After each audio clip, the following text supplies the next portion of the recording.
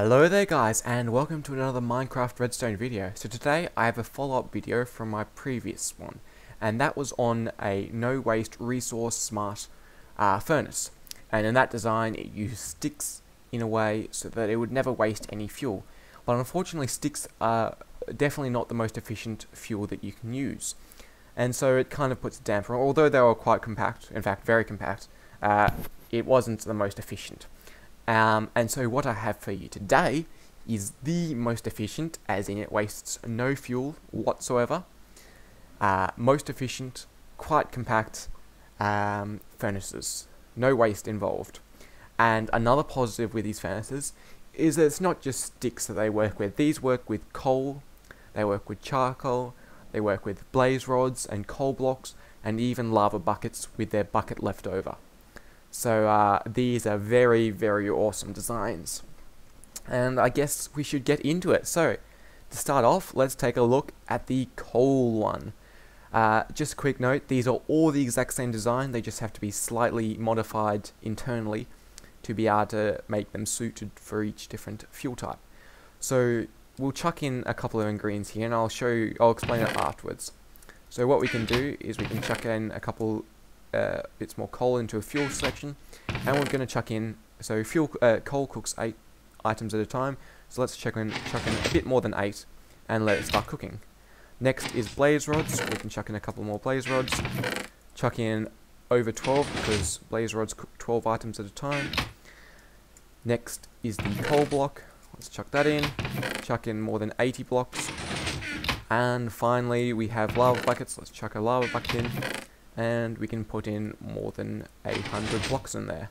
So, while these are cooking, I shall do the tutorial and we'll come back for the explanation further on. So, to start off, you need to find yourself a furnace, and place this down your world where you'd like the furnace to be.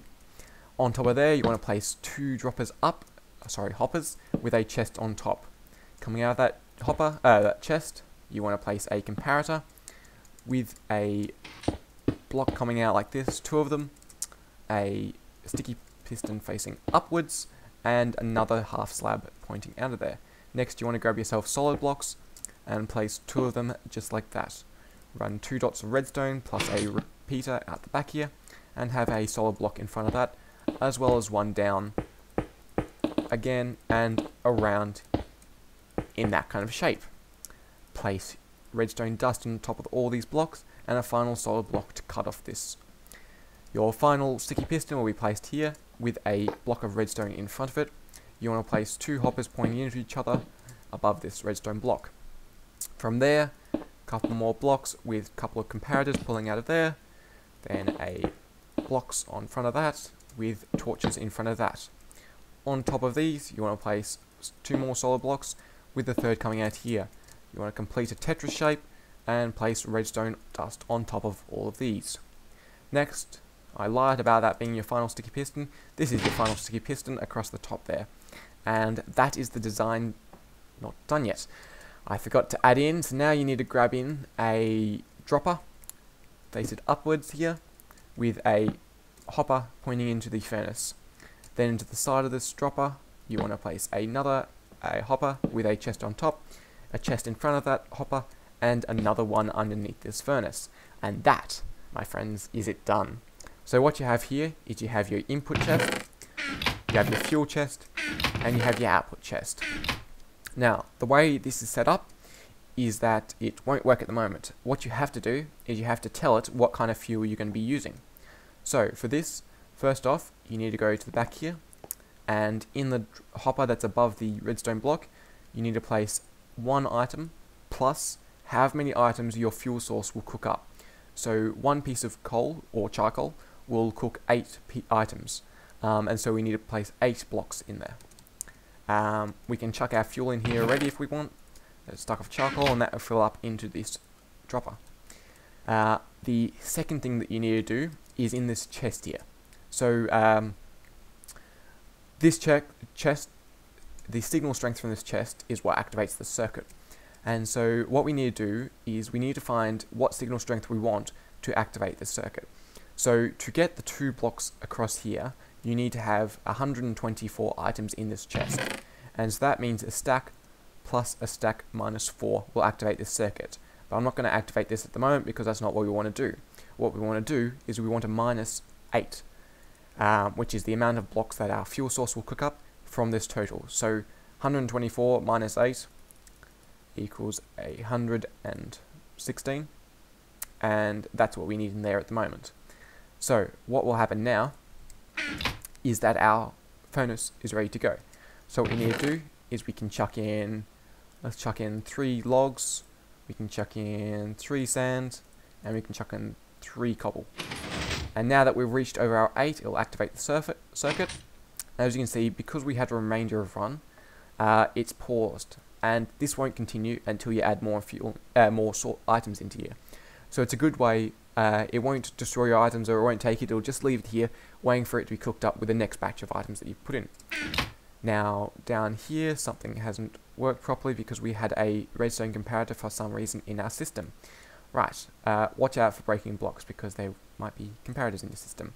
Once you've removed comparators from your system, this will work as normal, and as it cooks it up, it'll start dropping the cooked items into this bottom chest. As you can see, there's a piece of charcoal. You can note that there's actually only 2 blocks in here. The other blocks are sitting here patiently in this item hopper here.